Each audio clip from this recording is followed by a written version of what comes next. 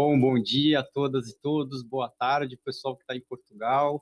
Estamos aí com mais um dia do 10º encontro da Rede Braspor, vamos para o nosso 3º dia de encontro. E hoje a gente vai ter aí mais uma mesa redonda, né, com debates e discussões bem interessantes, como foram as dos 2 primeiros dias. E, além do mais, a gente tem uma pequena surpresa hoje, né? Então, vou deixar aí o Vinícius, que é o nosso colega aqui da Unifesp, que vai fazer a condução da mesa, além de apresentar os participantes, contar aí um pouquinho sobre essa surpresa rápida.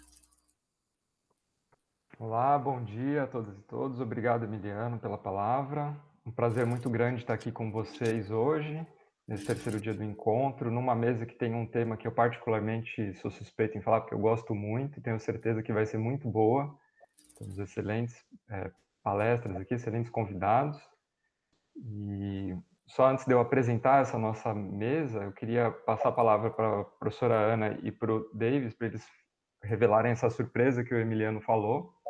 Então, por favor, eu não vou estragar a surpresa, vou deixar que eles falem qual é a surpresa. Gostaria que vocês falassem rapidinho dessa surpresa, eu apresento vocês e a mesa e a gente prossegue. Olá, boa tarde. Portanto, a surpresa que nós temos é de vos apresentar o 9º volume do livro da Braspor. Mais uma vez, bom dia ou boa tarde, depende, não é? Para todos quantos nos estão a seguir. Mas eu queria, antes de mais, começar por agradecer à organização do evento os esforços desenvolvidos para a realização deste encontro, desta vez tão diferente, este ano, mas nem por isso menos rico em questões de debates e problemas que têm vindo a ser discutidos nestes dias do encontro. Mas também quero deixar um agradecimento muito especial aos organizadores por este esforço acrescido nesta emissão online, que não é fácil, num momento tão complexo como é este que nós estamos a viver neste momento. Dito isto, cabem-me as primeiras palavras para apresentar o nosso livro, que corresponde ao 9º encontro da Rede Braspor, que foi realizado o ano passado em Sagres. Eu não vou fazer nem comparações com as edições anteriores, nem muito menos o historial dos livros que têm vindo a ser sistemática e criteriosamente publicados pela rede desde a sua fundação e que testemunham efetivamente o trabalho de todos quantos se têm vindo a associar e se mostram particularmente sensíveis ao estudo dos sistemas costeiros. Cada livro da Braspor, para mim, é único. São trabalhos em curso, ou já findos, mas todos eles correspondem a uma etapa do caminho a que esta rede se propôs fazer. E, portanto, cada livro é efetivamente um livro único. Sob o título dos Diálogos em torno da linha de costa do Oceano que nos une, que foi efetivamente o lema do encontro de Sagres do ano passado, este livro apresenta 13 textos, subscritos por cerca de um pouco mais de 40 autores e que contaram com a colaboração inestimável de uma equipa de 33 revisores científicos. Organiza-se fundamentalmente em torno de 3 eixos fundamentais que expressam questões de fundo relativamente aos problemas costeiros e que dizem respeito, primeiro, à análise das condições ambientais e antropogénicas, em segundo lugar, à implementação de políticas públicas de planeamento e de gestão e, finalmente, à importância da produção e utilização de ferramentas adequadas à gestão costeira. No seu conjunto, estes 13 textos, embora centrados em exemplos do Brasil e de Portugal, discutem uma linha de costa que nos ultrapassa, que simultaneamente nos separa e nos une, remetendo para problemas de natureza global, que não só fazem parte das agendas de diferentes países e de organizações nacionais e internacionais, como constituem preocupações da sociedade civil e do seu cotidiano. O que se discute neste livro é efetivamente uma questão de cidadania.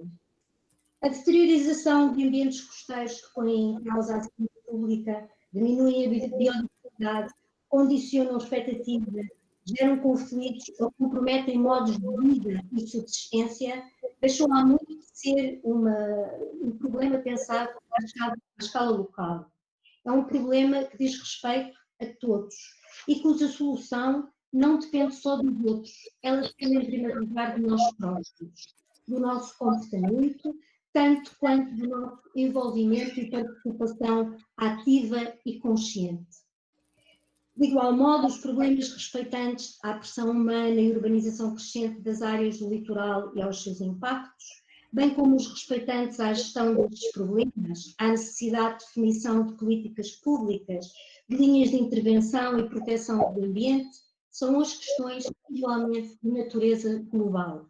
E também elas apelam ao nosso comprometimento numa mudança sustentável. E foi justamente o modo como esta dimensão global dos problemas costeiros está presente, foi exatamente isto que mais me agradou neste livro e que espero que vos agrade também. Os trabalhos aqui reunidos são efetivamente um convite à reflexão sobre problemas que afetam hoje as regiões litorais do nosso planeta, independentemente das especificidades locais ou regionais, mas são também um apelo à cidadania e ao nosso empenho em preservar a memória, mas em incentivar a mudança. No pressuposto que a linha de costa, sendo simples de definir, encerra sempre, contudo, a ideia de movimento e que a dinâmica da linha de costa é global e não tem fronteiras, o tomo 9 da Brasport é um convite a uma viagem não comum, mas por todos os oceanos que nos unem e nunca nos separam. Vou terminar passando a palavra ao Davis para fazer uma apresentação mais relacionada com o conteúdo do livro, mas queria deixar um agradecimento muito especial, não só àqueles que colaboraram diretamente com os seus artigos, como a todos aqueles que vão ser os nossos leitores, porque são eles que vão contribuir para dar voz e consistência a estas discussões. Muitíssimo obrigada a todos e espero que gostem, como eu, do livro que vai agora sair. Bom dia e também boa tarde a todos e a todas. A gente vai dar continuidade aqui às palavras da professora Ana Roque para falar um pouquinho de como acessar as nossas publicações da rede Braspor. Novamente, eu ressalto que em 2020 essa rede está completando 10 anos de existência e nós estamos no tomo número 9 dos nossos livros, mostrando aí uma consistência em termos de publicações e publicações das mais diversas possíveis, que é basicamente a missão dessa rede. Tá? Como a professora Ana Roque colocou, o tomo número 9, ele é composto aí por 223 páginas divididas em 13 capítulos, tá bom? A gente tem aqui a apresentação da professora Ruth Silva, vice-presidente da Câmara Municipal da Vila do Bispo, e o prefácio escrito pela professora Ana Roque. Com relação aos editores, eu, professor Davis Pereira de Paula, professor Alverinho Dias, professor Luiz Cancela, professora Maria Antonieta Rodrigues, professor Miguel Albuquerque, professora Monique Palma e professora Silvia Dias, que hoje é a coordenadora brasileira da rede Braspor. Sem mais, agora a gente vai visualizar um pouco de como acessar essa nossa publicação. Eu acho que já está aparecendo para vocês. Essa é a página da rede Braspor. Vocês podem acessar através do site www.redebraspor.org. Vou repetir, www.redebraspor.org. Depois eu peço gentilmente que o Emiliano coloque lá no chat do nosso YouTube esse link para que todos possam acessar e possam, de alguma forma, fazer uso dessas publicações e, se for de interesse, fazer o credenciamento na rede. Ao adentrar a nossa página, você vai encontrar aqui o link da divulgação, a rede e contatos. Você vai clicar aqui em a rede. Na hora em que você clicar a rede, você vai ter todas as informações sobre a rede Braspor. Dentre essas informações, vocês vão encontrar aqui na segunda linha, no canto direito, o link livros. Então, basta clicar em Saiba Mais. Clicou aqui, você já vem para a página onde estão disponíveis todos os livros publicados na rede Braspor. Vocês vão encontrar como primeira opção o livro de 2020, Diálogos em torno da linha de costa, o oceano que nos une, que corresponde ao tomo 9 da Rede Braspol. Aqui vocês conseguem observar a capa, e para acessar todos os arquivos que estão nessa edição, é só clicar na capa. E você vai ser conduzido aqui para uma segunda página, onde você vai ter acesso a todos os capítulos. Tá? Aqui você pode fazer o download do livro completo, mas também você pode fazer o download de um capítulo específico. Então, fiquem à vontade para poder acessar, mexer, ler, entrar em contato com os autores, trocar alguma ideia. Isso é super interessante dentro da Rede Braspol, que é a iniciativa de tentar romper barreiras. Tá? Essas barreiras que podem ser entre ciências, também podem ser, de alguma forma, minimizadas em termos de um olhar mais holístico sobre uma problemática. É isso que é a missão da Rede Braspol. Então, essa missão é traduzida muito bem nas nossas publicações.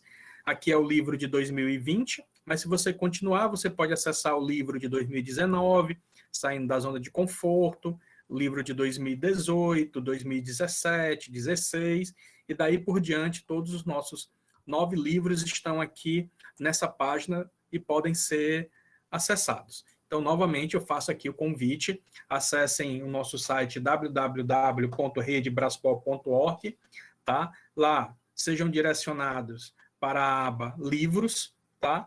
E na aba Livros, vocês podem acessar e fazer o download dos mesmos. Então, que seja uma leitura prazerosa, que possa aí gerar uma outra ou novas discussões e que possam gerar novos trabalhos para o nosso livro de 2021. Então, acessem aí, www.redebraspol.org. Então, fica essa dica de leitura para o nosso próximo final de semana, durante as semanas, e acessem, divulguem, compartilhem. Tá? Essa é uma das missões quem trabalha na área científica, divulgar. A palavra hoje que a gente estava discutindo nessas mesas é fazer com que as informações cheguem, acessibilidade às informações, diálogo, conversas.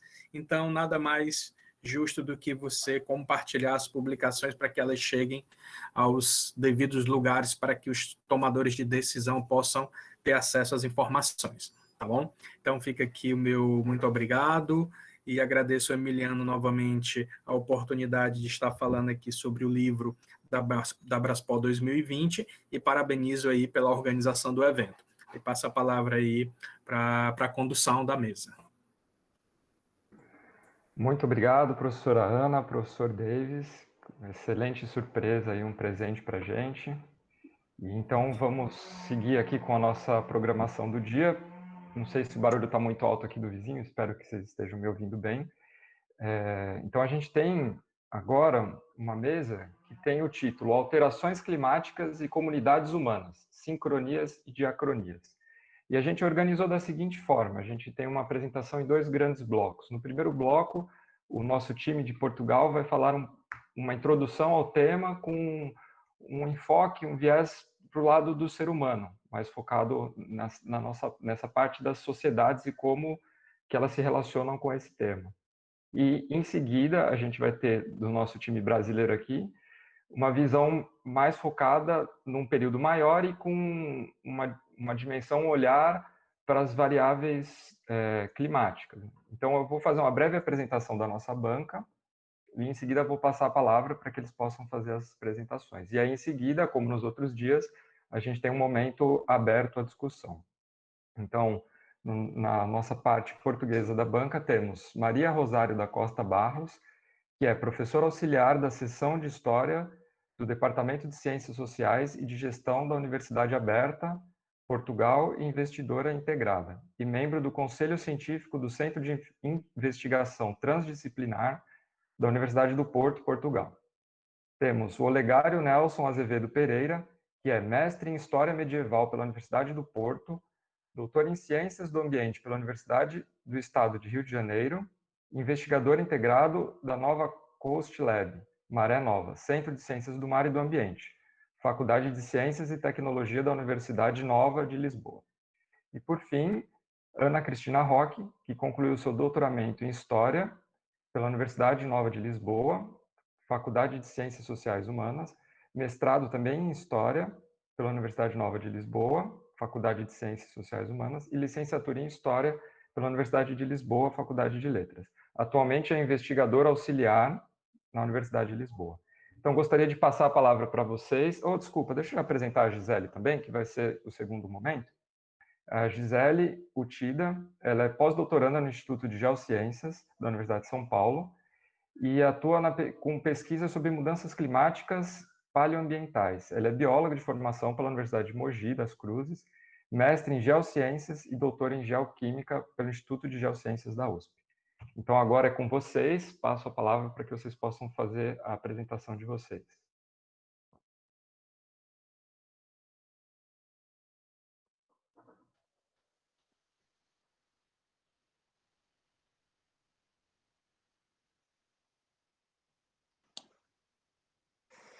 Boa tarde e obrigada a todos. Em nome dos três, queria agradecer à organização o convite e queria agradecer a todos os presentes e ao moderador em particular. E queria agradecer aos meus colegas de jornada, ao Olgar e à Ana, e agradecer à Gisele também estar aqui nesta mesa.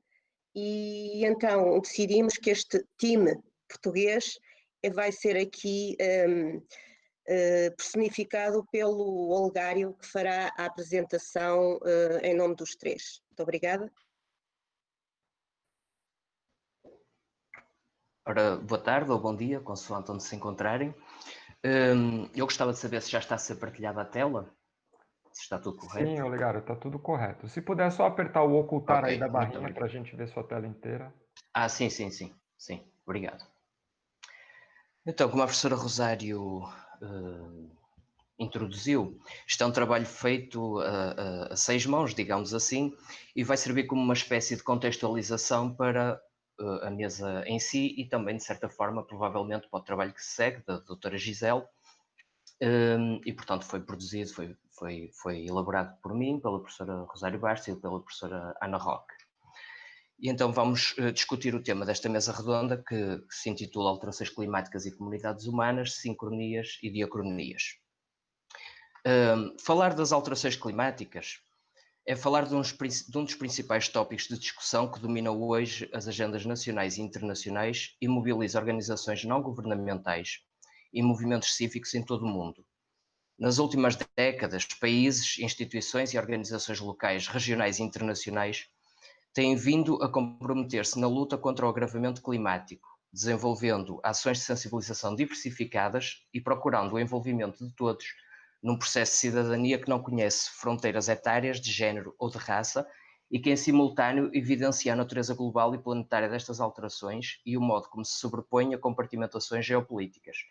Situações precisas, como sejam a diminuição dos glaciares ou o aumento global das temperaturas, são disso testemunho. Ora, talvez por isso, nestas últimas décadas, muito se tem falado do clima, do aquecimento global, com vozes que defendem a sua existência e outras poucas que nem tanto, da resiliência dos ecossistemas, da inusitada ocorrência de fenómenos meteorológicos extremos, do aquecimento das águas oceânicas e da elevação do nível do mar, entre muitos outros assuntos que direta ou indiretamente se relacionam com esta questão do clima. Não obstante, nem sempre se tem dado o devido protagonismo à análise do impacto da variabilidade climática nas sociedades humanas. É uma situação que, longe de ser um problema atual, acompanha a emergência da evolução da humanidade, influenciando e condicionando a sua história, permitindo ou inviabilizando o seu desenvolvimento e tornando evidente a importância do conhecimento da gestão de equilíbrios e da previsão. Enquanto mais recuamos no tempo, mais evidente se torna que estas preocupações estiveram, desde logo, presentes na gênese da construção das sociedades, do crescimento e desenvolvimento das comunidades humanas, independentemente das suas latitudes ou geografias. Se compulsarmos a chamada literatura científica, podemos constatar a existência de uma panóplia de trabalhos concernentes à evolução climática, em particular para um período recente, cerca de 1 ou 2 séculos, e visando, e muito bem, as componentes naturais do fenómeno. As mais das vezes, o elemento antrópico ganha expressão como sujeito ativo na indução das alterações verificadas no clima.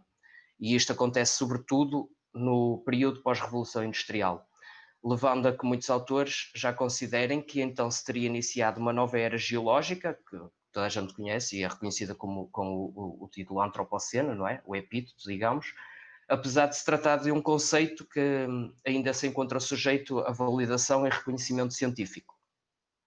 Para trás deste período, na verdade, rareiam análises que consubstanciam quer a evolução climática, quer as repercussões que as oscilações dos fatores climáticos tiveram na vida dos nossos antepassados.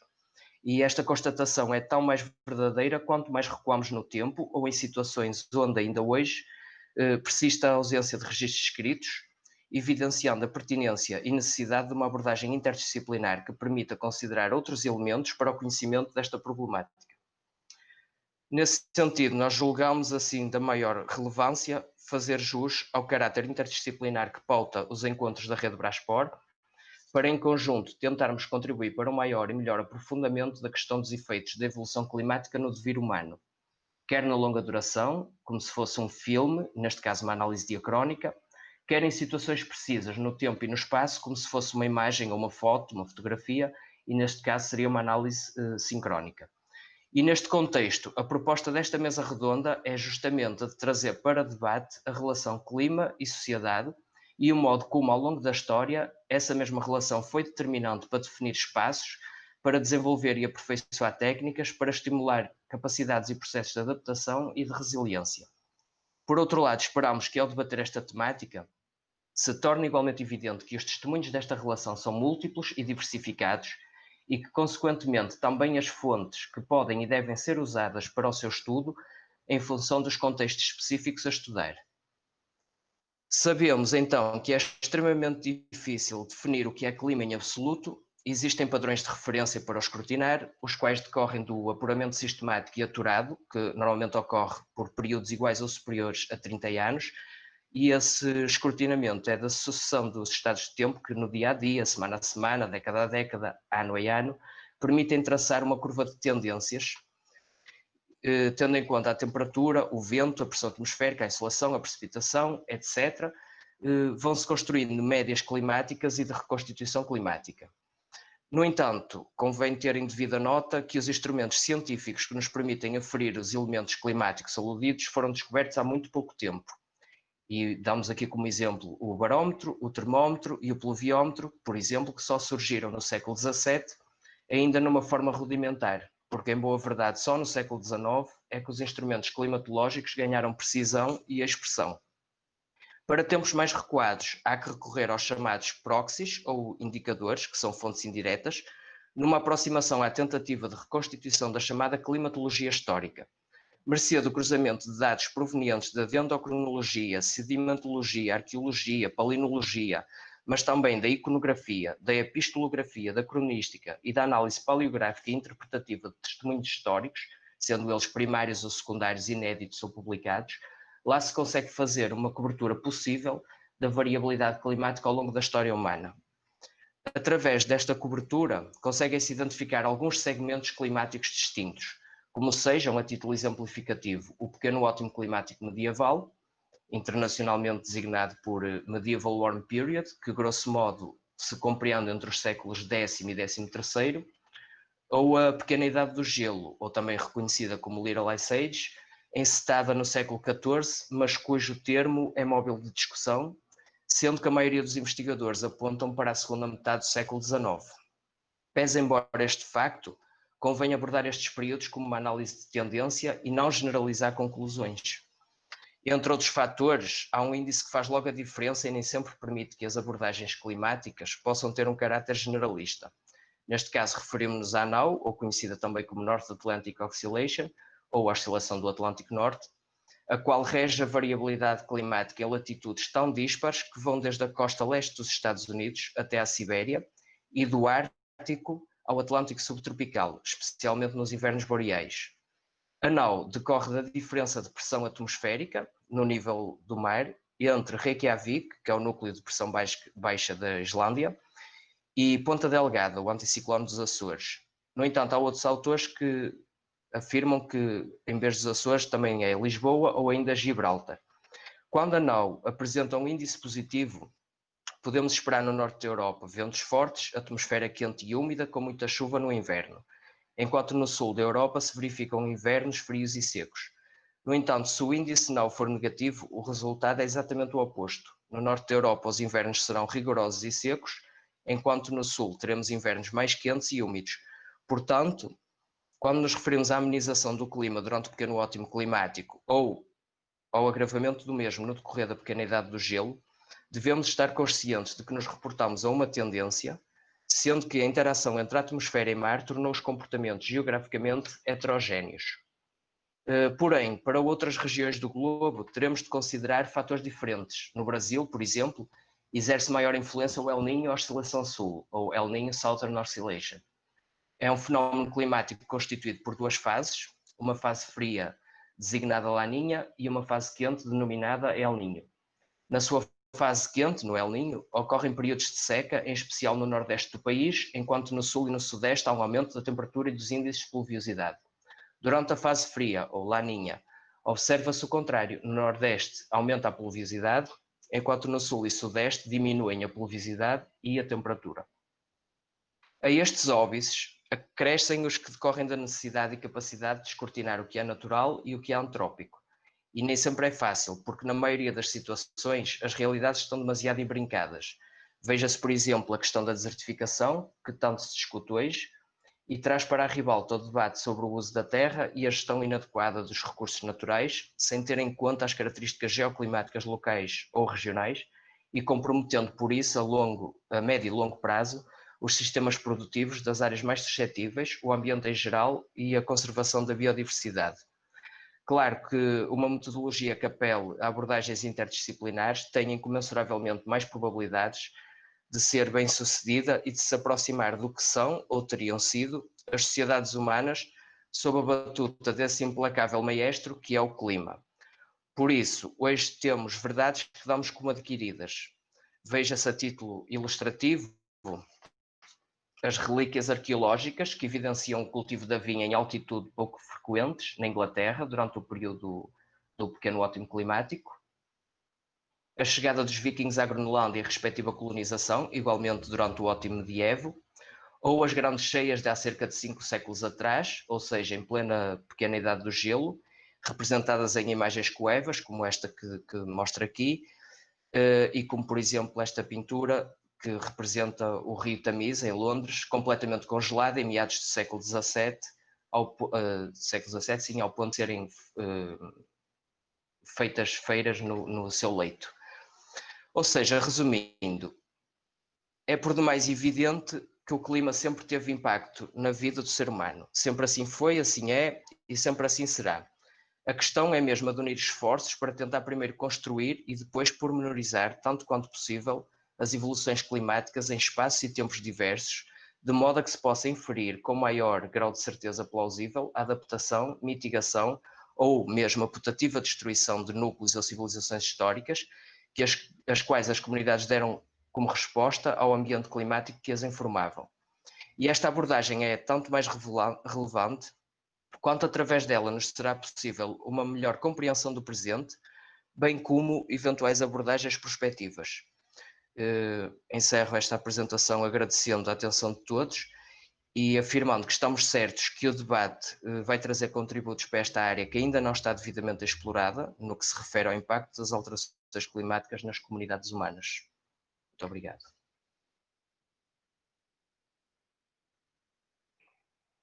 Muito obrigado, Olegário, pela excelente apresentação. Sem dúvida foi uma ótima introdução aqui para a nossa conversa. E agora eu passo a palavra à doutora Gisele, então, para que ela possa fazer a apresentação dela e aí a gente abre para discussão. Oi, bom dia e boa tarde, né? Bom dia, Brasil, boa tarde, Portugal. Obrigada pelo convite. Vou compartilhar a tela com vocês.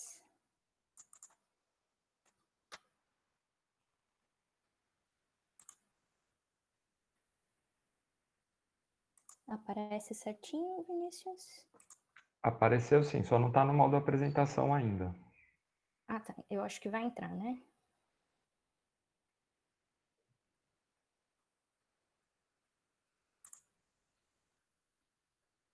Parar a apresentação.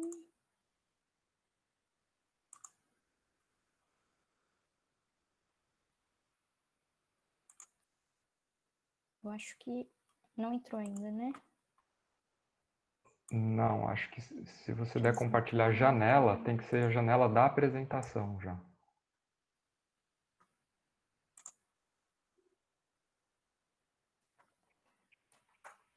Eu tô com 2 telas ligadas, acho que pode ser esse o problema.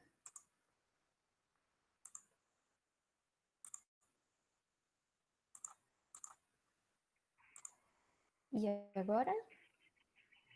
Não, ainda está na tela sem ser de apresentação. Acho que talvez seja melhor você compartilhar a tela inteira, ao invés de compartilhar a janela. Que aí a hora que você der apresentar, ele põe a tela cheia. Em geral funciona, vamos lá. Tela Acontece. inteira.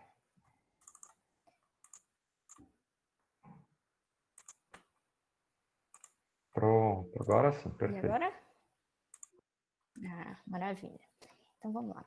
Eu vou abordar essas questões climáticas e os impactos na ocupação humana de uma forma mais direta, dando exemplos do que nós temos aqui no Brasil, né? Infelizmente, nós não temos esses registros históricos através de figuras que marcam datas.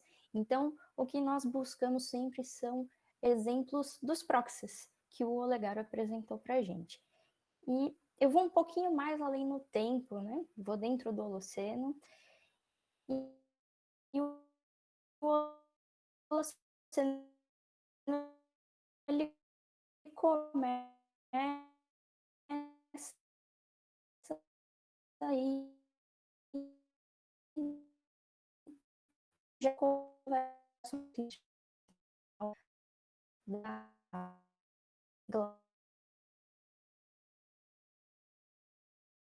condições mais frias, né? A gente nota aqui no hemisfério norte que você tem registros de temperaturas até menos 2 graus que o período anterior. Então, esses eventos, né, eles iniciaram, de acordo com as evidências, por conta de uma redução da circulação termolina que ocorre aqui no Oceano Atlântico.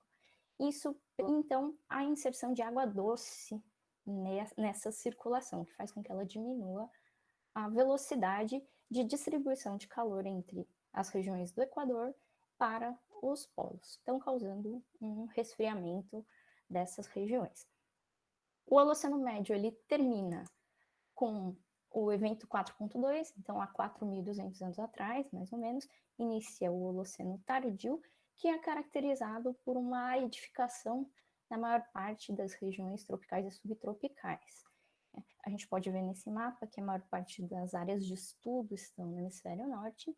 Então, a principal causa atribuída ao início do Holoceno Tardio é, em geral, atribuída à migração da zona de convergência intertropical, que é a banda de nuvens que ocorre na região do Equador. Então, a migração a sul dessa banda de nuvens causaria seca nessas regiões. No entanto, existem alguns pontos de estudo, inclusive o ponto em que eu realizo minha pesquisa de pós-doutorado, que é aqui na costa do Nordeste do Brasil, que apresenta dados também indicando aridez para o Holoceno Tardio, o que não condiz com essa hipótese da migração a sul da ITCZ. Senão, essa área teria resultados de clima mais úmido e não seco. Então, existe ainda muita discussão sobre quais seriam as causas do início do Holoceno Tardio. Então, eu vou utilizar essa área da costa do Brasil, no Rio Grande do Norte, para trazer um exemplo para vocês de como as mudanças climáticas poderiam ter afetado as populações nessa região. Então, é um trabalho que recentemente eu submeti à Quaternary Science Reviews. O convite para participar veio no momento em que eu tenho algo realmente novo para falar sobre as comunidades e as mudanças climáticas, né? Então, nessa área do Rio Grande do Norte, o nosso grupo de pesquisa como um todo, assim como o restante do Brasil, estuda cavernas. E essas cavernas, elas estão aqui nessa região especial, numa área de epicarste, que é a exposição das rochas carbonáticas e a remoção do solo. Então, vou falar um pouquinho de como nós trabalhamos com esses proxies, né? Então, um aspecto um pouco mais ambiental, um pouco mais físico do processo. Então, dentro das cavernas, aqui no exemplo da caverna do Trapiá, no Rio Grande do Norte, nós buscamos por espelhotemas, que são essas estruturas que se precipitam dentro das cavernas. Em especial, os estalagmites, que são as estruturas que crescem do chão em direção ao topo, por gotejamento de água do teto no chão. Então, levamos essas amostras para o laboratório e fatiamos essa amostra. Então, aqui a gente tem uma mesa com uma serra. Essa serra ela tem um fio de diamante aqui fininho, vocês podem observar, para poder abrir essa amostra e observar por dentro as camadas de deposição, que estão organizadas cronologicamente. Então, a partir dessas amostras, nós obtemos as subamostras para fazer as datações, as análises de idade. Então, são análises que possuem erros aí, às vezes, muito precisos. Então, às vezes a gente chega a obter até 2 anos de erro, são análises muito boas. E construímos, então, um modelo de idades, a partir do qual nós plotamos junto com outros tipos de análises que falam a respeito do ponto de vista climático e ambiental. Então, coletamos aqui outras subamostras para essas análises. Uma delas em especial, que é a mais utilizada, que são as análises isotópicas, elas podem ser feitas até 0,1 milímetro de distância de intervalo entre as análises. Então, a gente tem dados muito precisos ao longo do tempo. E eu não vou me ater muito à explicação de como essas análises são interpretadas, para a gente não ter aí um espaço de tempo muito longo focado nisso. Então, vou mostrar aqui só 3 exemplos, rapidinho, que são as análises de carbono, né, isótopos de carbono, isótopos de oxigênio e de estrôncio obtido nessas amostras.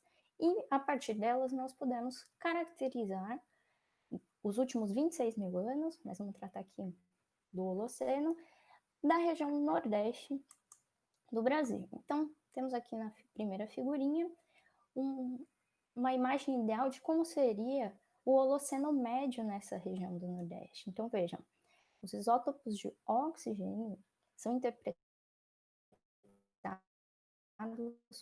como variações de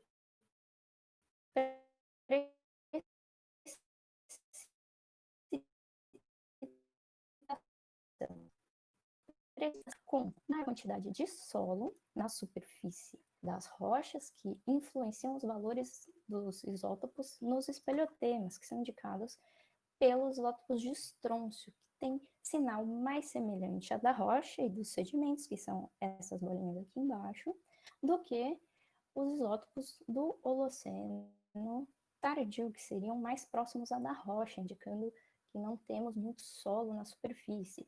Algo semelhante àquela imagem inicial da situação atual dessa região. Da mesma forma, os isótopos de carbono podem indicar maior contribuição de solo na superfície ao sinal dos espelhotemas, né, dando aqui sinais mais negativos. E o Holoceno tardio, valores mais positivos, semelhante à rocha, indicando então que as águas no Holoceno médio fluíam com mais rapidez pelas rochas, tendo menor sinal atribuído da rocha nos espelhotemas, e no Holoceno tardio, mais lenta de percolação dessas águas, dando então características mais semelhantes à da rocha e aos espelhotemas. A vegetação nesses 2 períodos, ela é bem caracterizada pelos dados palinológicos da região, então temos caatinga predominante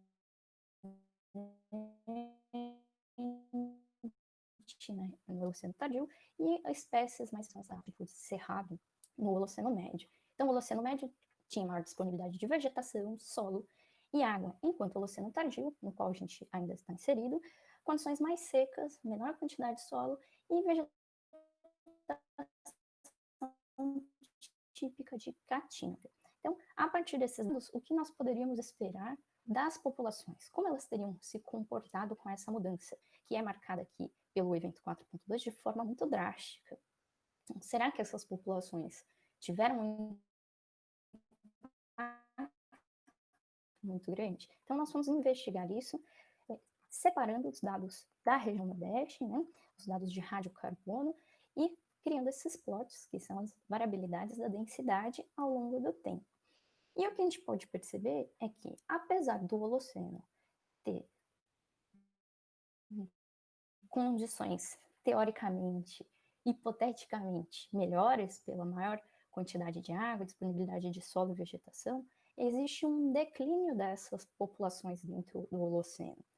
E enquanto que o Holoceno tardio apresenta um aumento da população, ao contrário do que poderíamos esperar de condições mais secas, né?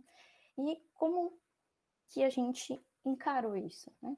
A gente foi utilizar a teoria que Goldberg postou para a América do Sul como um todo, quando ela avaliou a distribuição da população ao longo do Holoceno. Então, ela comparou também com 2 registros climáticos, aqui, isótopos de oxigênio associados à temperatura, e ela percebeu que também não existiam relações. Então, foi a hipótese levantada que nós também utilizamos para a região Nordeste somente?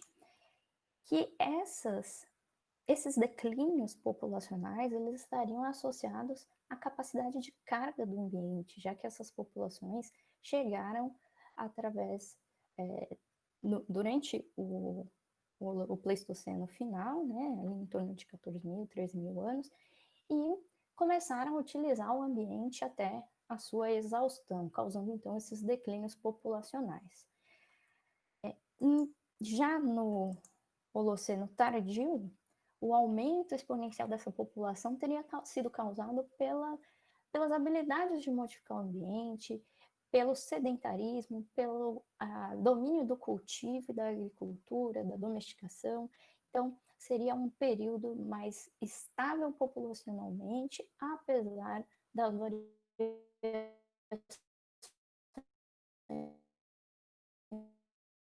climáticas. Então, a gente não abriu.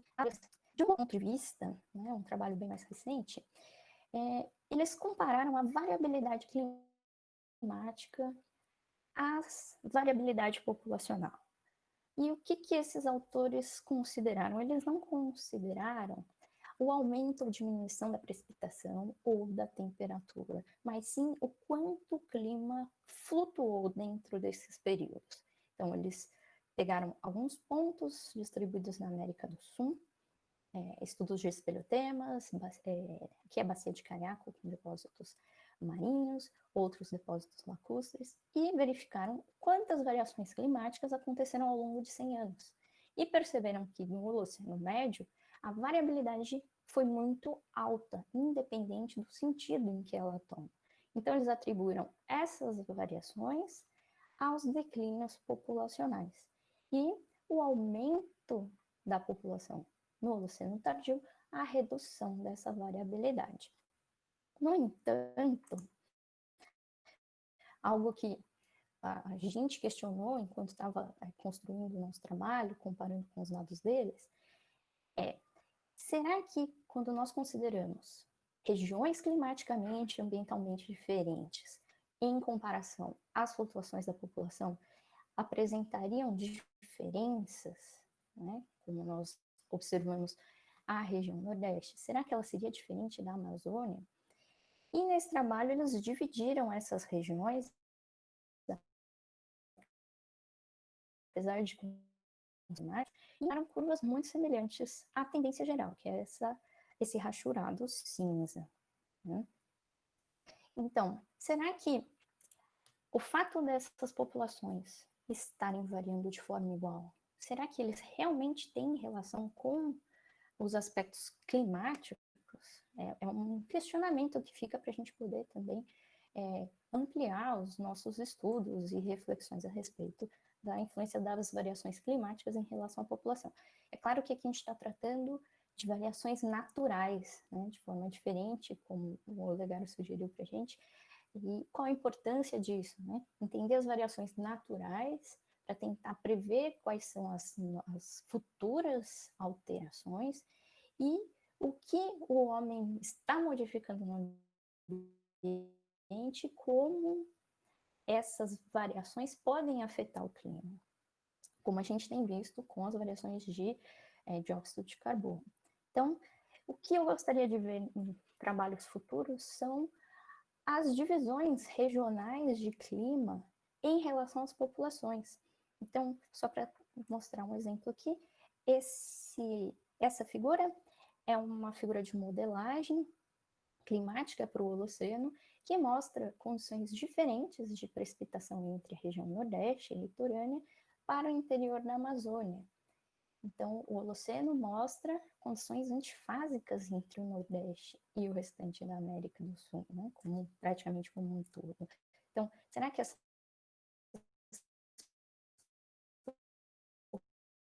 populações teriam se comportado mesmo? Então, é mais um questionamento que eu trago, além de dados novos, para a gente poder refletir a respeito. Bem, passando um pouquinho mais para um período recente, né, durante o último milênio, tratando aqui da anomalia climática medieval, em especial, e a pequena idade do gelo, a gente tem uma transição aqui de Amazônia e Cerrado, no ótimo climático medieval, mostrando uma transição entre úmido e seco.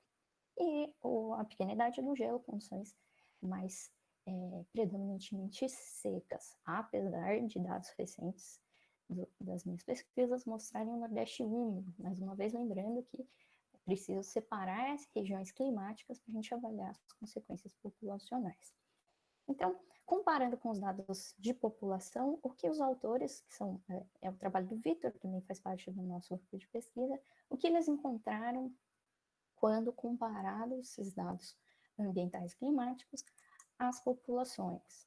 Então, aqui são os dados de oxigênio que indicam precipitação da região amazônica, aqui embaixo da região de Cerrado, e essas duas curvas, uma da Amazônia e outra do Cerrado, e sobre a palinologia dessa região. Então, notem que o início do ótimo climático medieval, nós temos condições mais úmidas nas duas regiões, com maior disponibilidade de vegetações arbóreas e florestais. Então, temos uma ocupação chamada paredão nesse período, que são comunidades que possuem grandes assentamentos, são sedentários, eles estão ao redor das margens dos rios, dos quais eles dependem diretamente. Então, a dieta primariamente é de pesca e, de forma secundária, a agricultura.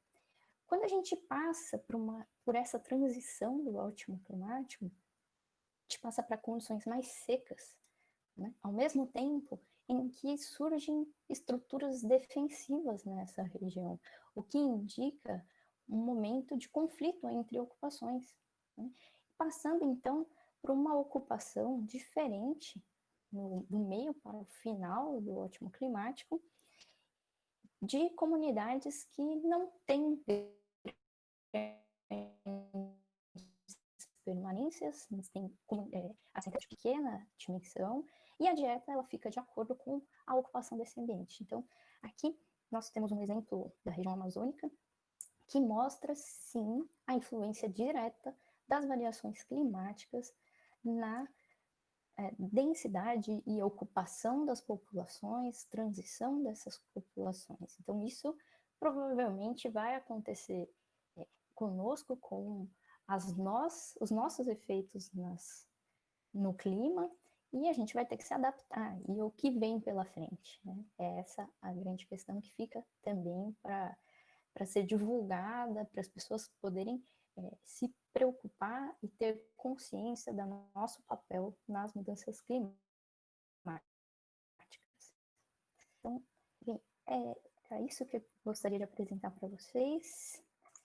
Espero ter atendido às expectativas. Obrigado, Gisele. Sem dúvida, mostra realmente que está longe de ser homogêneo, né? Uma questão assim, todos nós vamos enfrentar essas situações, mas cada um de uma forma diferente, dependendo de onde está, né?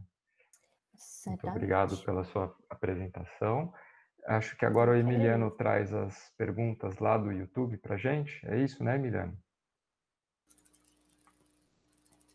Oi, Vinícius. Acho que vamos passar por uma rodada com eles, né? Acho que para fazer alguns comentários. E aí, na sequência, a gente passa. Tá ótimo. Então, o pessoal aí do YouTube vai colocando as perguntas no chat, os comentários. E eu queria abrir, então, para a mesa, falar sobre as impressões e o que tiver ocorrido aí na cabeça nesse primeiro momento.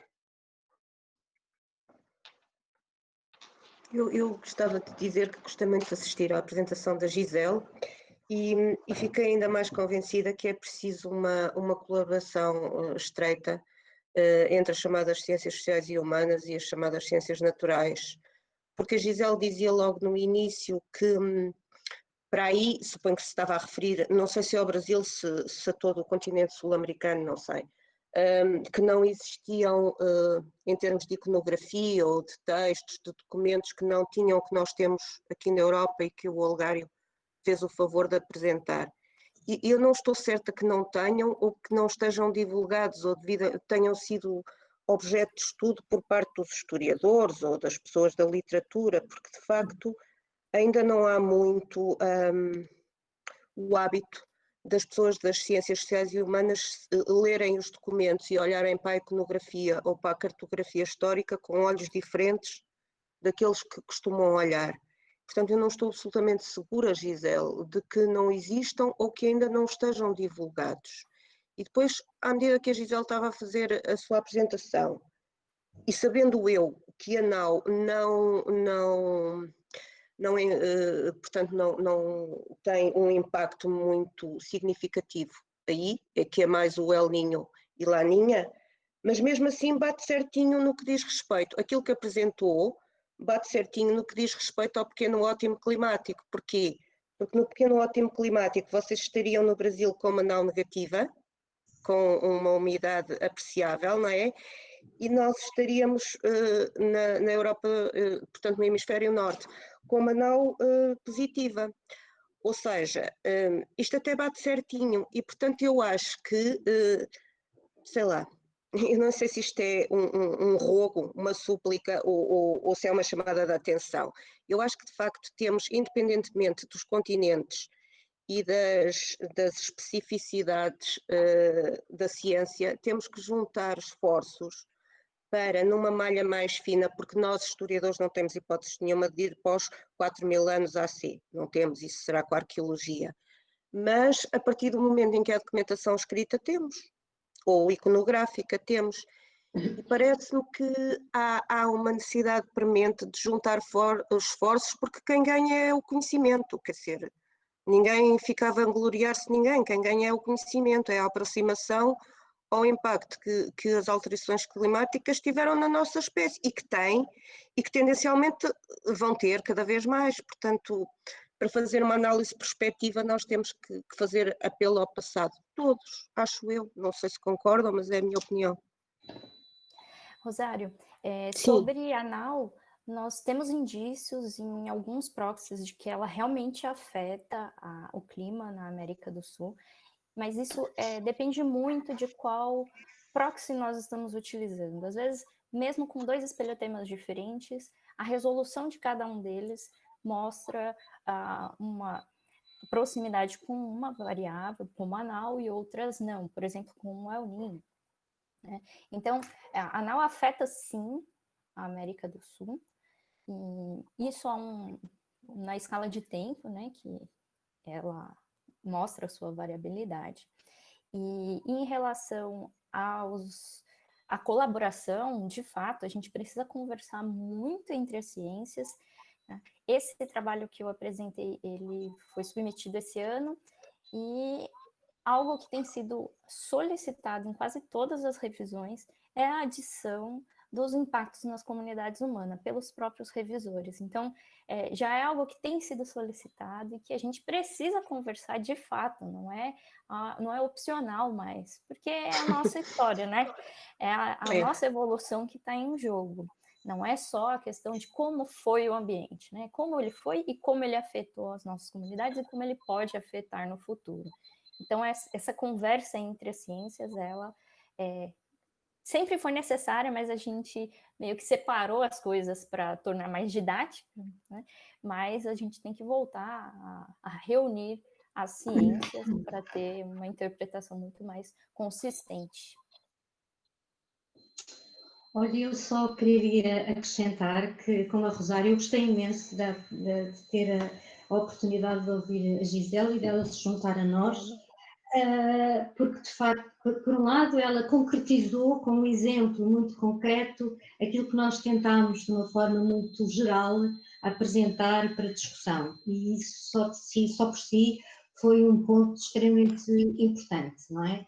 E depois porque ela pôs o dedo na ferida, que é a necessidade urgente, que toda a gente diz, mas nem sempre faz, a de colaboração inter e transdisciplinar na análise, que não é só a análise, nós sempre estamos a falar das alterações climáticas e das comunidades humanas, mas efetivamente aquilo onde nós nos precisamos centrar é na relação comunidades humanas-natureza, naquilo que é efetivamente a natureza na sua globalidade, com as alterações climáticas e outras.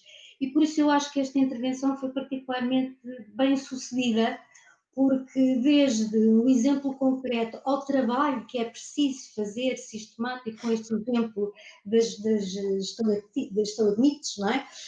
Muito concreto, como se faz, onde se faz e que resultados é que nós podemos esperar, eu acho que foi verdadeiramente interessante. E como a Rosário, eu também acho que talvez seja um bocadinho mais dizermos, não há outros registros. Eventualmente eu gostaria mais de sustentar a hipótese que ainda não os conhecemos e deixamos em aberto a possibilidade de uma investigação efetivamente mais transversal, nos fazer por encontrar outros registros que até agora não foram contemplados nesta análise. E, portanto, eu penso que houve aqui, sem nos conhecermos, porque é preciso que isto seja dito, não é? Nós não nos conhecíamos, sem nos conhecermos, houve efetivamente aqui uma convergência de interesses que vai beneficiar em muito esta discussão e que espero que ainda seja mais enriquecedora com as questões que quem está a assistir nos queira colocar. Muito bom, pessoal. Essa discussão vai ser muito proveitosa. Eu queria só interromper um pouquinho para a gente passar uma pergunta aqui do YouTube, e aí a gente continua em cima dessa pergunta, pode ser? Por favor, Emiliano. Oi, pessoal, foi uma pergunta que chegou aqui da Maria Cristina Crispim, também nossa colega de rede, né? Então ela fez um primeiro comentário e a pergunta na sequência. No Nordeste brasileiro, o semiárido verificou-se mais chuva entre 2003 e 2012, depois um período de seca muito longo, 2012 a 2016. E aí ela queria saber se já existe algum tipo de prognóstico para a região em relação aos efeitos das alterações climáticas. Olha, essa comparação mais recente, ela fica mais a cargo dos meteorologistas, né? Existem aí muitas variáveis diretamente relacionadas às alterações atmosféricas e a variabilidade do El Niño de forma mais recente. E provavelmente foi essa a causa, né? Existem alguns trabalhos que já apontam a relação entre essa variabilidade atual e as comunidades, porque afetam elas diretamente, é muito clara essa relação, mas essa relação desses eventos mais curtos, né, quando a gente compara com eventos mais antigos, com períodos mais antigos, ela é mais difícil de ser atribuída, porque nós precisamos de registros de muita alta resolução para comparar essa variabilidade atual, se ela realmente aconteceu no passado. Então, a gente depende muito dos proxies que a gente usa, dos arquivos, e vamos realmente aí, mais uma vez, integrar as ciências atuais com as paleontológicas e as históricas, né? Ainda falta isso muito na nossa ciência. Eu vejo que a gente está chegando hoje num nível de detalhe, né, que começa a ficar cada vez mais complexo, né? Enquanto era uma visão míope, a gente olhava de longe, A gente traçava várias interpretações sozinhos, né? Agora que a gente está realmente entendendo a dimensão do problema, fica inevitável essa transdisciplinaridade, né, mencionada. E acho que um pouco do que a Gisele disse é que a gente tem, por exemplo, as estações meteorológicas mais antigas do Brasil são dados aí de 1911 para cá. Quando a gente compara isso com a Europa, é um intervalo bem menor, né? E mesmo assim são muito poucas. Então, até mesmo para a gente olhar nos últimos 100 anos, a gente tem pouquíssimo dado de registro, né? Como o Olegário levantou lá alguns pontos da Europa, que você tem aí 100, 300, 400 anos de registro, às vezes até mais, a gente não chega a 100 anos de registro, né? Isso dificulta bastante. Quando a gente tem 100 anos, é uma festa, né? A gente tem um registro longo. Mas mesmo assim a gente já vê mudanças significativas de temperatura média, por exemplo. Sim, existem.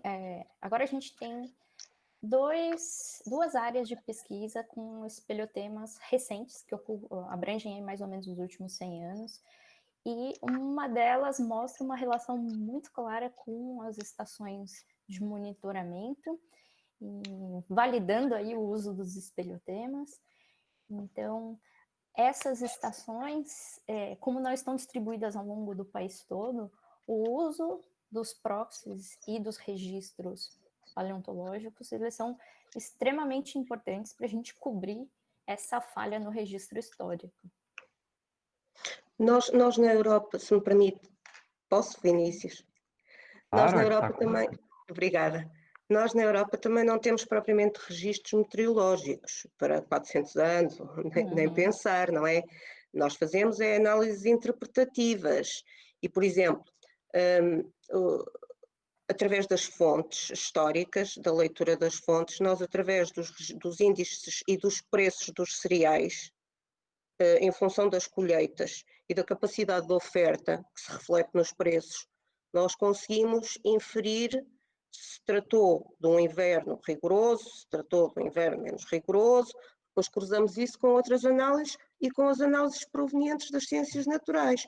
Por exemplo, quando o Olegário referia que há registros de que a vinha no pequeno ótimo climático em Inglaterra terá sido verificada em registros de altitude em que atualmente não estão, isso vem através da arqueologia, chega-nos através da arqueologia, certo?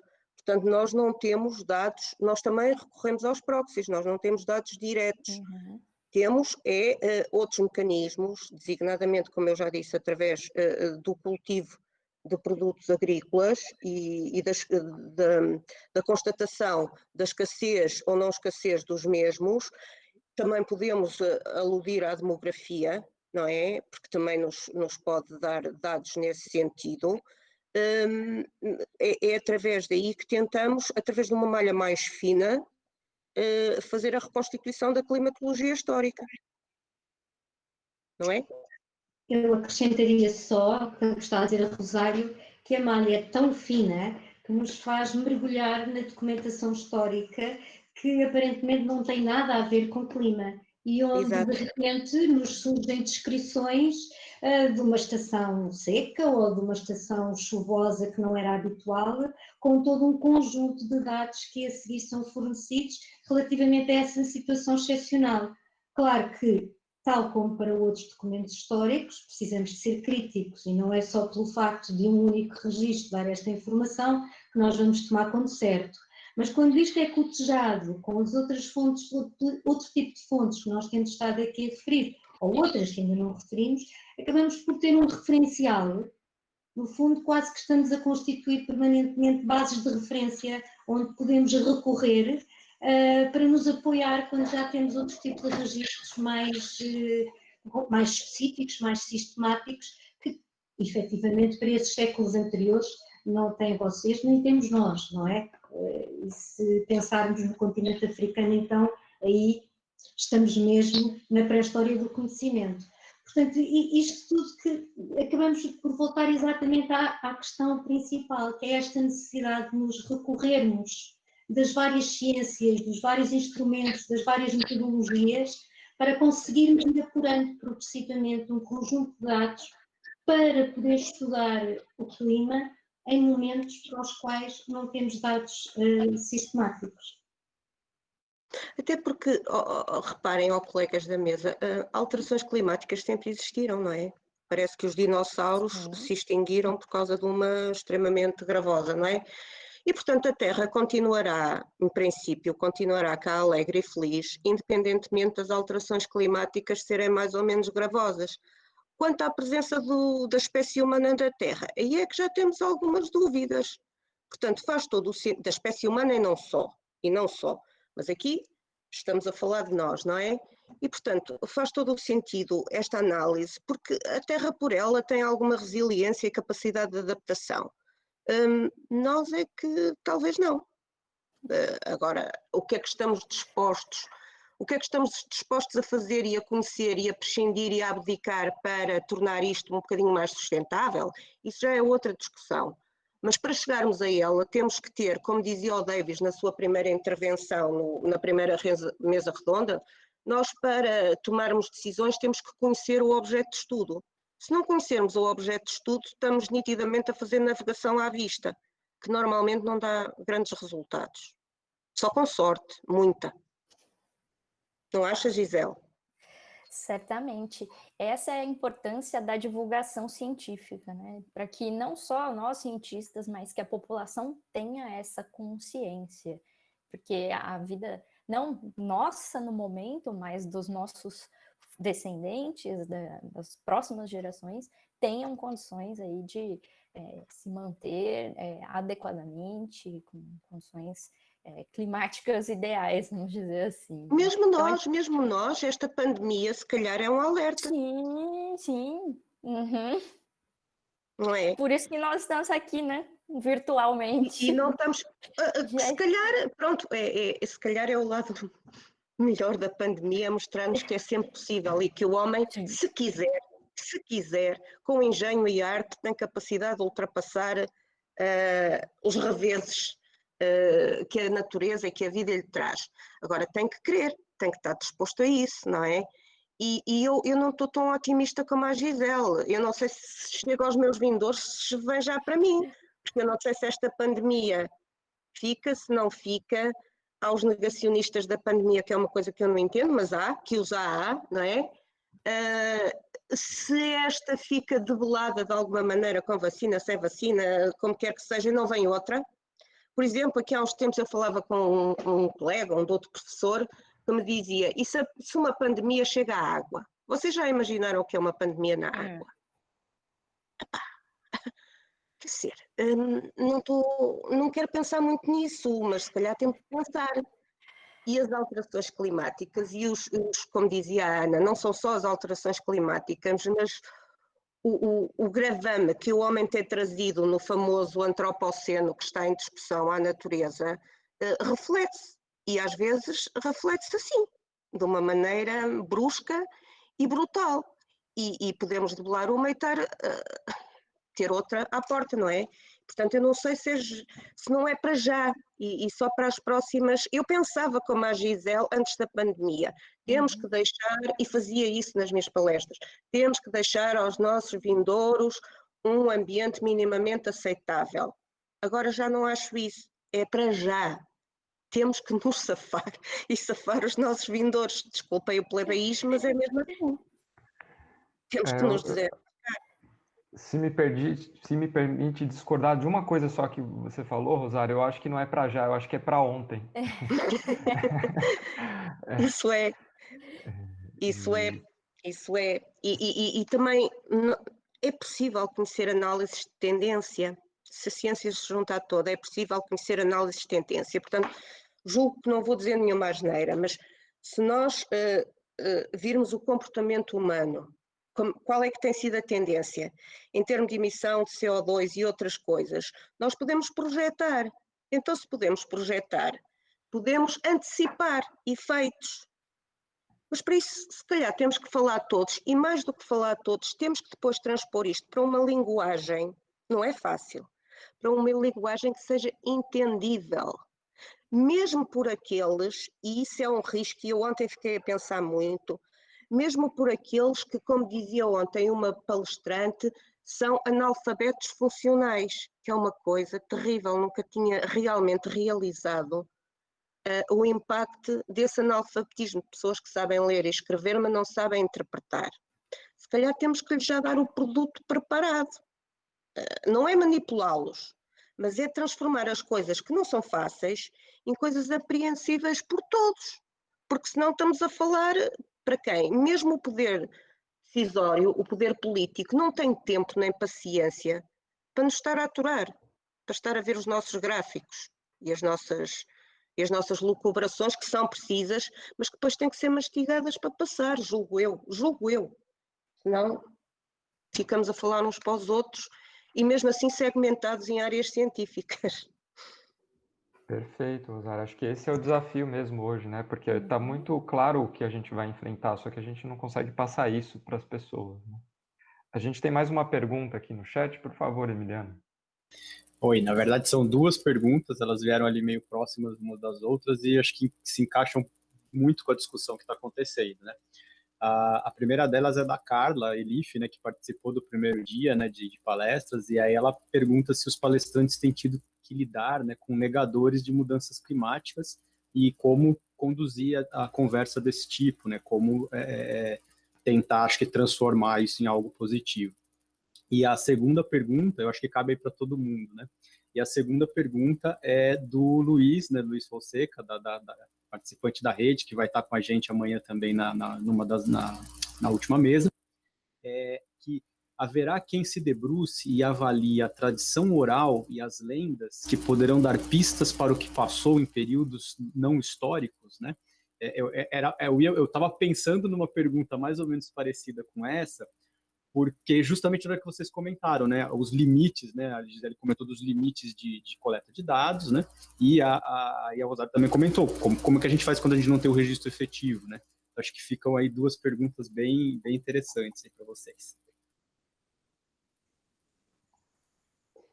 Bom, eu posso pegar, eu não percebi muito bem a primeira, mas posso pegar na segunda do Luís, e que agradeço, até porque temos um pouco disto neste livro, neste 9º volume da Braspor, também temos esta componente, e portanto aqui eu acho que nós, a tradição oral, as lendas, para nós historiadores, são documentos históricos a analisar como outros quaisquer. É preciso filtrá-los, é preciso entender o seu contexto e tratamos-los exatamente da mesma maneira. Claro que a tradição oral tem uma outra componente, não é? Se for enfim, repescada nos tempos mais recentes, que é a possibilidade de conversarmos com as pessoas e, através delas, irmos tendo até acesso a factos que uma primeira conversa não revela, mas que a conversa subsequente vai trazer e vai enriquecer, no fundo, o tema da conversa. E aí, obviamente, nós vamos encontrar muita coisa, qualquer entrevista mesmo não oficial, não é? Uma conversa que nós tenhamos com um camponês ou com um pescador, é inevitável que ele vai falar o camponês dos maus anos agrícolas e como é que era a colheita e se chovia e se fazia sol e se a chuva vinha a tempo e que agora é diferente, que antigamente era assim.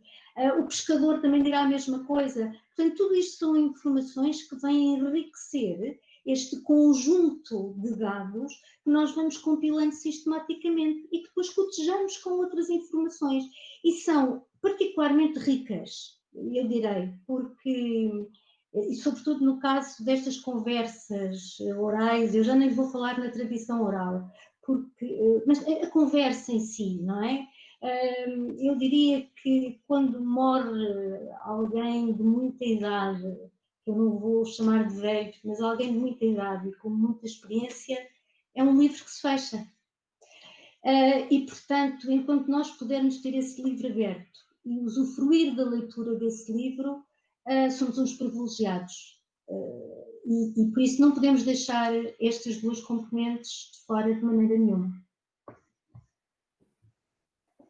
Bem, eu não sou historiadora, mas algo que vem reforçar a ideia de darmos atenção as lendas e as histórias contadas é justamente o conhecimento tradicional, que é muito bem exemplificado através da medicina natural. Então, esse conhecimento foi passado por gerações, por exemplo, nas comunidades indígenas, e hoje a ciência prova que eles tinham razão. Então, as lendas devem ter um fundamento muito parecido, de eventos, de fatos que aconteceram, né? Que não é reproduzível como a partir de ervas, né? Mas que realmente tem um valor histórico e que a gente tem que reinterpretar isso. Relativamente aos negacionistas, e eu agradeço a questão, eu acho que todos nós os conhecemos, fora da academia, muitos, dentro da academia, alguns. Na política, alguns também. Na política partidária e na política de gestão do mundo, em geral. E eu acho que a melhor forma de lidar com o negacionismo é trazê-lo para a discussão. Isto é a minha opinião pessoal, aqui estou a falar por mim. É trazê-los para a discussão, não os ostracizar e pedir-lhes para mostrarem a argumentação deles. E depois ir rebatendo, olha, com dados como aqueles que a Gisele nos mostrou, ir rebatendo assim, então e como é que explica este fenómeno? E este? E aquele? E é através da discussão que nasce a luz, e a frase não é minha, é mais que banalizar, é mais que banal, não é? E, portanto, há que, todos os conhecemos, e, na minha opinião, muito minha, é não ostracizar essas pessoas, trazê-las, porque eles também vão ter alguma coisa que nos faça pensar, terão algum aporte para nós também. E depois de os ouvir, ir tentando rebater os argumentos dele e estar preparados para ouvir o que eles têm para nos dizer, não na expectativa de que todos fiquem cientes das convulsões e das transformações que vão existindo, mas de facto eu acho que não é remetendo as pessoas para guetos que se consegue o que quer que seja, não, é integrando-as e ouvindo o que têm para dizer e rebatendo os argumentos que são opostos ou propostos.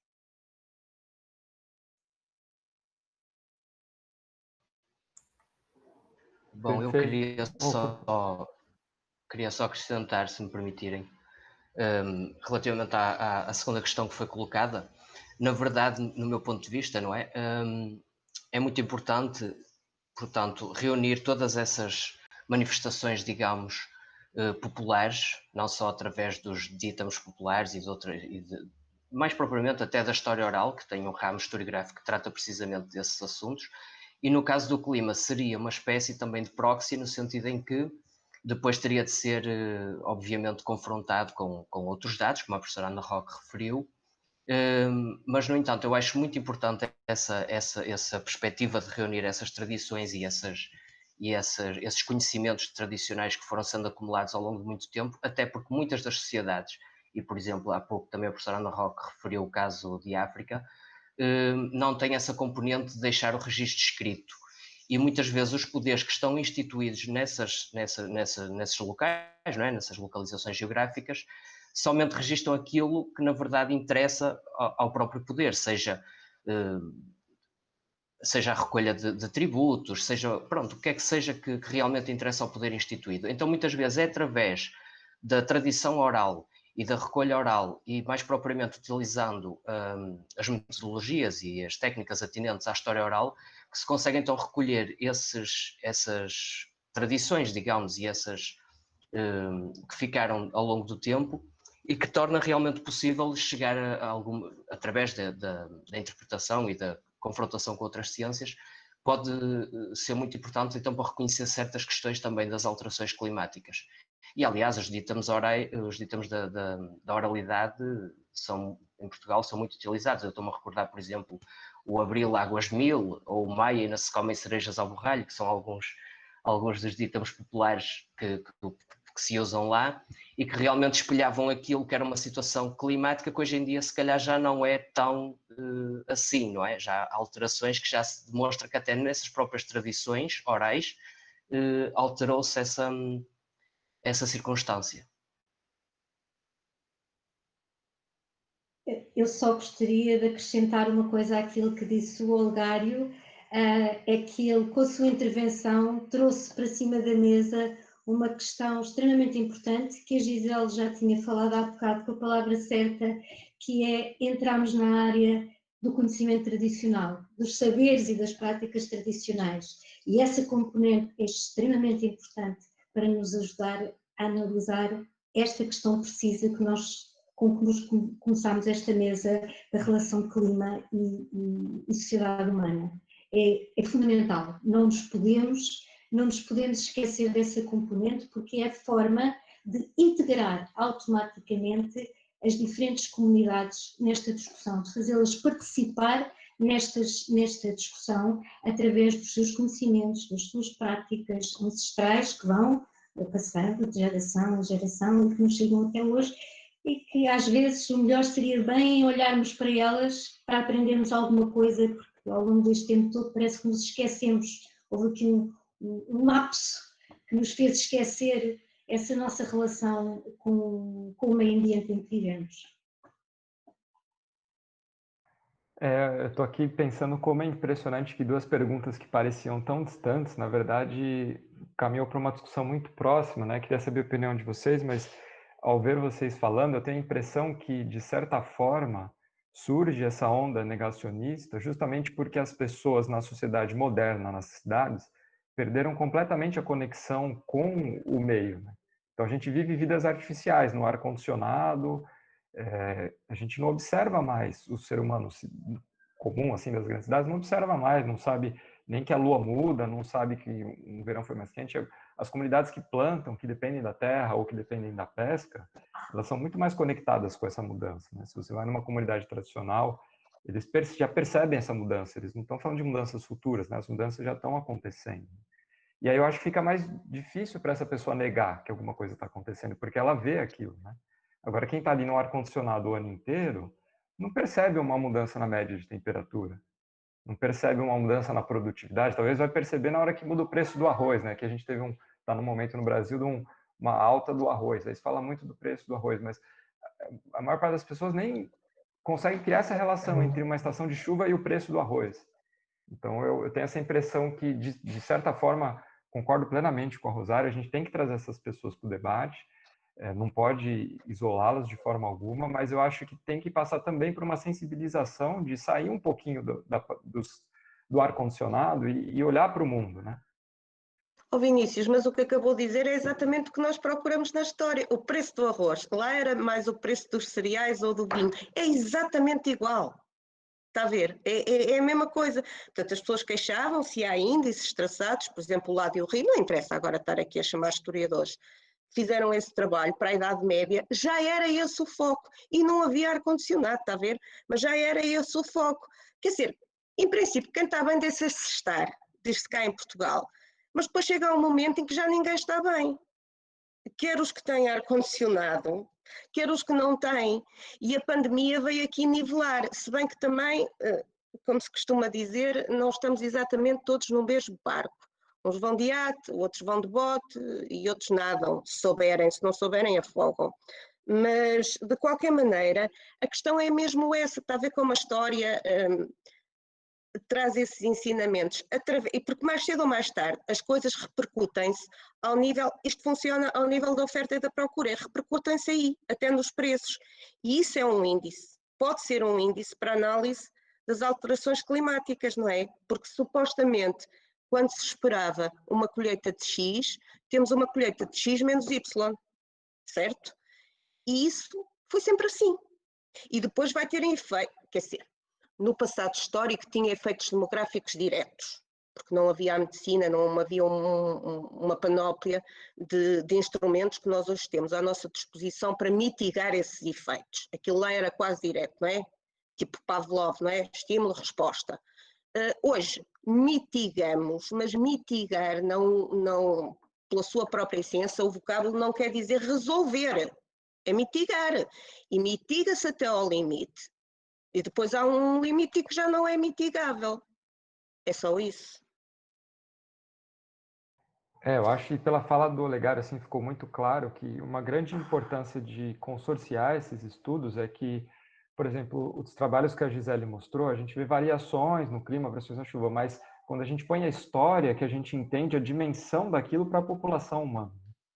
Qual que é a dimensão de uma flutuação? Porque senão a gente fica com o número frio ali, né? acaba sendo mais fria. A gente está... tem mais uma pergunta aqui, vou passar para o Emiliano. Opa! Então, acabou de chegar aqui, do Júlio Cauí Rodrigues, né? A Gisele mencionou a importância da divulgação científica. Vocês acham que esse é o melhor método para conscientizar os tomadores de decisão, políticos em geral, sobre os impactos das mudanças climáticas?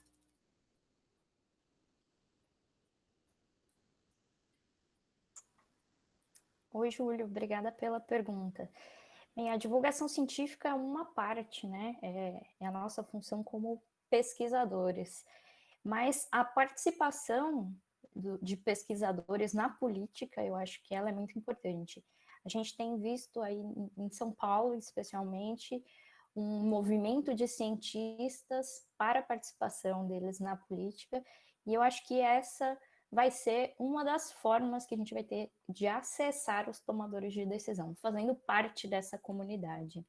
Então, além da divulgação científica para a população de uma forma geral, participar efetivamente da tomada de decisões pode ser uma opção aí para a gente acessar melhor essas futuras decisões.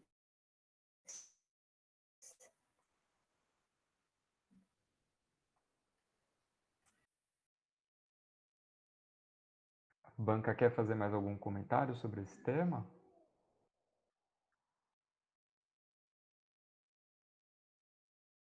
Eu não quero fazer um comentário, quero formular um desejo, que é o de poderem sair para o próximo livro, quando na próxima reunião for apresentado um livro, seja uma reunião online, seja virtual, o que seja, que saia pelo menos a sensibilização por parte desta mesa redonda para a importância de trabalhos que venham consubstanciar o que aqui se vai dizendo, não é? Porque temos um ano para tentar pensar nisso. É só um desafio que deixo aqui expresso.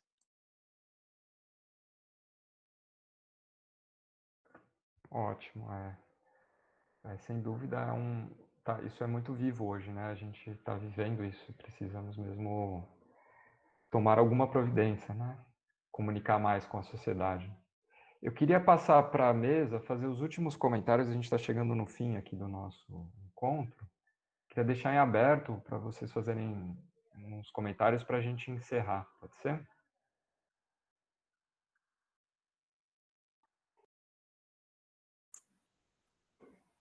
Eu gostaria de agradecer o convite a todos os professores aí que participaram.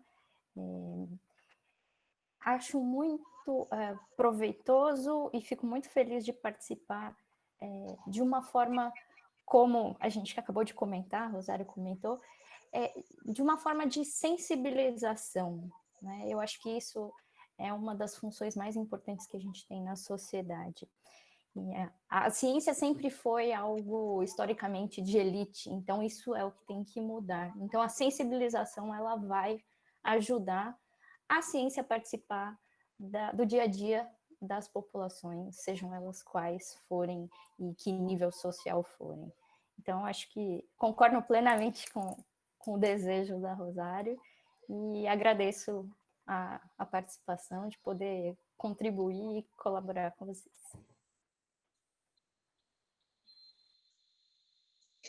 Eu faço minhas as palavras da Gisele, agradeço muito esta mesa e esta discussão, as perguntas, no quadro desta rede, acho que faz todo o sentido virmos trazer esta questão para debate aqui e espero que não seja só matéria de reflexão para um próximo livro. Desculpa, mas eu sou um pouco mais ambiciosa do que isso. Eu espero que seja matéria de reflexão para nós todos os dias, naquilo que fazemos, seja ao dar aulas, seja ao escrever um artigo, seja na nossa relação diária com a comunidade na qual nos inscrevemos, que pratiquemos esta discussão e só assim é que efetivamente ela poderá dar fruto. E como não sou pessimista como a Rosário, sou mais otimista como a Gisele, eu acho que todos juntos vamos mostrar aquilo que durante muito tempo se disse e que eu espero que se continue a dizer, que é uma característica da espécie humana, que é exatamente a adaptabilidade e o passar por cima. E passar por cima não de uma forma ofensiva para aquilo que nos rodeia, mas passar por cima de uma forma de colaboração direta em vista de um mundo melhor para nós e para os outros. E que este debate se continue por muito mais tempo aqui e noutros fóruns, sempre que seja oportuno. E pronto, é só isso. Foi um prazer estar aqui convosco hoje. Eu volto a agradecer o convite e a oportunidade de nos expressarmos aqui e a forma tão cordata e tão viva e tão embrincada com que nos entendemos aqui, não nos conhecendo, como a Ana já referiu, e sobretudo, como não sou publicitária, vou deixar uma mensagem que não é nada subliminar, é direta, completamente direta, e que me surgiu agora ouvindo as palavras da Ana, de que isto tem que ser praticado, vivido cotidianamente.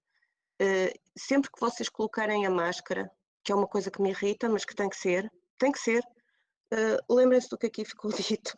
Pode ser que assim estejamos mais conscientes e cientes que temos que tirar todas as máscaras, não só aquela como outras. Obrigada. Olegário. Bom, eu acho que já estou, já. Eu agradeço também o convite, que foi endereçado para participar desta mesa redonda. Acho que foi muito frutífero o debate aqui encetado. Quem sabe não poderá trazer, portanto, trabalhos em conjunto, quem sabe. Ou eu achei muito interessante essa apresentação da Gisele, mas ainda indo a cronologias muito anteriores, aquelas que nós como historiadores não temos a facilidade, não é? Nem temos as ferramentas, digamos, para trabalhar nelas. Então é muito interessante esse tipo de exposições. E aproveito também agora relativamente à última intervenção, à última questão. Eu julgo que hoje em dia, portanto, as camadas mais jovens, digamos, os mais jovens já estão mais alertados para as questões relacionadas com as mudanças climáticas e temos visto vários casos, não é, dessa situação. Então cabe-nos a nós transmitir os nossos resultados de uma forma mais facilitada, aproveitando acima de tudo esta nova onda, digamos, das redes sociais, etc., que já não é muito nova, mas pronto, que não nos sentimos tão à vontade, eu pelo menos não me sinto muito à vontade, mas que é sem dúvida uma excelente ferramenta para chegar à juventude, porque afinal a juventude é que vai ser o futuro do planeta, não é? E eu julgo que se está a assistir paulatinamente a uma mudança de paradigma no que se refere a essas questões das alterações climáticas, e julgo que essa negação que se referiu há pouco, eu acho que está mais assente não só a nível dos líderes políticos, mas também das pessoas mais velhas e mais aquelas, mais velhas, mais idosas, mais como queiram utilizar o termo, porque velhos são os trapos, e precisamente aquelas, como o Dr. Vinícius referiu, precisamente aquelas que não estão completamente ligadas ao seu ambiente, ou digamos ao ambiente natural, estão inseridas em contextos que não conseguem, portanto, apreciar essas questões de uma forma mais vivida, mais presencial, e julgo que é isso que dificulta muito a situação, porque normalmente os destinos dos países e do mundo em si está na mão normalmente dessas pessoas, não é? Mas eu julgo que com trabalho, com dedicação, com afinco e com a comunicação necessária, acho que vai havendo uma mudança de paradigma e um dia vai-se chegar, espero eu. Pronto, encerro esta fala agradecendo a participação e dizendo que realmente gostei muito de participar e acho que foi um contributo muito louvável e muito interessante esta discussão e espero que tenha repercussões futuras. Muito obrigado a todos. Muito obrigado pelas palavras. Quero agradecer novamente a presença de todos vocês. Sem dúvida foi riquíssimo. Eu aprendi muito, tenho certeza que todos que estão assistindo também. Fica mais do que claro a potência dessa rede que a gente cria entre pessoas, né? Acho que esse é um dos grandes significados aí, o que nos faz superar as adversidades, né? E a pandemia tem deixado isso claro também, né? Quanto que a gente precisa do outro, quanto que a gente depende um do outro.